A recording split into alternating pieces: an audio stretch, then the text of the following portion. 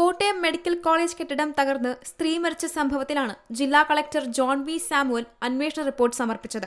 ആരോഗ്യവകുപ്പ് additional secretary Rajan N ഖോബ്രേഗാഡയ്ക്കാണ് report സമർപ്പിച്ചത്. തിരുവനന്തപുരത്തെ ഓഫീസിലെത്തി നേരിട്ടാണ് ജില്ലാ കളക്ടർ അന്വേഷണ റിപ്പോർട്ട് കൈമാറിയത്. തുടക്കം മുതൽ രക്ഷാപ്രവർത്തനത്തിൽ വീഴ്ച വന്നതാണ് ബിന്ദുവിന്റെ ജീവൻ നഷ്ടപ്പെടാൻ കാരണമെന്നായിരുന്നു വിമർശനം. എന്നാൽ രക്ഷാപ്രവർത്തനത്തിൽ വീഴ്ചയുണ്ടായിട്ടില്ലെന്നാണ് കളക്ടറുടെ റിപ്പോർട്ട്. പൊളിഞ്ഞു വീണ കെട്ടിടാവശിഷ്ടങ്ങൾ നീക്കം ചെയ്യാനുള്ള യന്ത്രങ്ങൾ എത്താനുള്ള കാലതാമസം മാത്രമാണ് ഉണ്ടായത്. അപകടത്തിന് പിന്നാലെ എല്ലാ സർക്കാർ സംവിധാനങ്ങളും അതിവേഗത്തിൽ ഉണർന്നു പ്രവർത്തിച്ചു. പൊളിഞ്ഞു വീണ കെട്ടിടത്തിനകത്തെ ശുചിമുറികൾ ഉപയോഗശൂന്യമായതിനാൽ അടച്ചിട്ടിരുന്നതാണെന്നും കളക്ടറുടെ റിപ്പോർട്ടിൽ പറയുന്നു.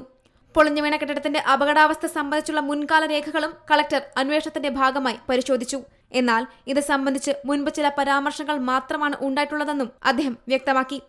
പൊതുമരാമത്ത് വകുപ്പും മറ്റ് അനുബന്ധ വകുപ്പുകളും നടത്തിയ പരിശോധനകളിലൊന്നും കെട്ടിടം പൊളിച്ചു നീക്കണമെന്ന നിർദ്ദേശം ഇതുവരെ ഉണ്ടായിട്ടില്ലെന്നും സമഗ്രമായ അന്വേഷണമാണ് നടത്തിയതെന്നും കളക്ടർ വ്യക്തമാക്കി. സമഗ്രമായ അന്വേഷണ റിപ്പോർട്ടാണ് തുടക്കം മുതൽ ഒടുക്കം വരെയുള്ള മുഴുവൻ കാര്യങ്ങളും ഡീറ്റെയിൽഡായിട്ട് തന്നെ സമർപ്പിച്ചിട്ടുണ്ട്. റിപ്പോർട്ട് സമർപ്പിച്ച സ്ഥിതിക്ക് ഇനി ഗവൺമെൻറ്റാണ് അത് തീരുമാനിക്കേണ്ടത്. ഞാൻ പറയുന്നത് ശരിയല്ല.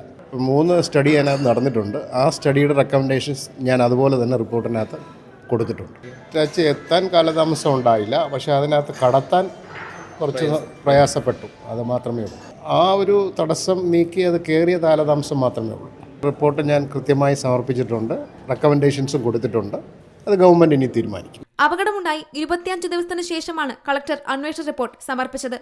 ആശുപത്രിയിൽ പുതിയ കെട്ടിടത്തിന്റെ നിർമ്മാണം പൂർത്തിയായിട്ടും രോഗികളെ അവിടേക്ക് മാറ്റാത്തത് സംബന്ധിച്ച് അന്വേഷണ റിപ്പോർട്ടിൽ പരാമർശമുണ്ട്. പൊതുമരാമത്ത്, റവന്യൂ, വൈദ്യുതി, ഫയർഫോഴ്സ് തുടങ്ങിയ വകുപ്പുകളുടെ അന്വേഷണ റിപ്പോർട്ടുകൾ കൂടി ക്രോഡീകരിച്ചാണ് കളക്ടർ നൽകിയിരിക്കുന്ന അന്തിമ report. C Malayalam news, Kottayam. ഏറ്റവും പുതിയ വാർത്തകളും വിശേഷങ്ങളും വിരൽ തുമ്പിലറിയാൻ സി മലയാളം ന്യൂസ് എല്ലാ ഡിജിറ്റൽ പ്ലാറ്റ്ഫോമുകളിലും ലഭ്യം.